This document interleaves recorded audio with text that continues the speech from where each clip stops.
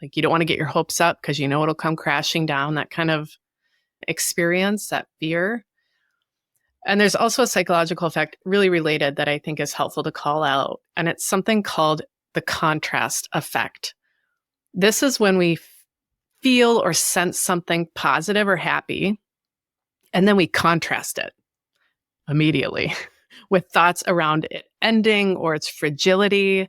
So we'll see something good, we'll feel some happiness, and then immediately the contrast. This isn't going to last. I shouldn't get my hopes up. It's all going to come collapsing down. And it can really fuel that fear and avoidance of positivity.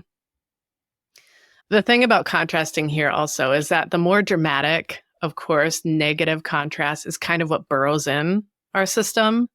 So we're contrasting. It's not the happiness that we start to put more weight on. We see the negative. So we may want to protect ourselves from that contrast that we've thought up by not letting the good thing happen to us in the first place. Like a little survival strategy, but completely unhelpful.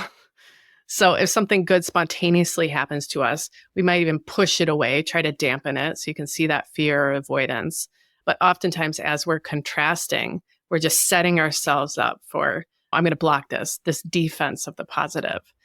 So as we continue to do this, as we practice this, we do it enough times, we get really good at it, and it shuts out a lot of positive. Yeah. So, when I hear what you just said, Amy, it's just natural to think that just makes no sense. Why would we want to keep ourselves from being happy? So it helps me to remember that when it comes to the psyche and when it comes to our emotional life, very often things don't make sense. It's not rational. This part of our being is not rational. We are driven by these strange forces outside of our conscious control, and the rational mind it tries, but it doesn't have control over all this.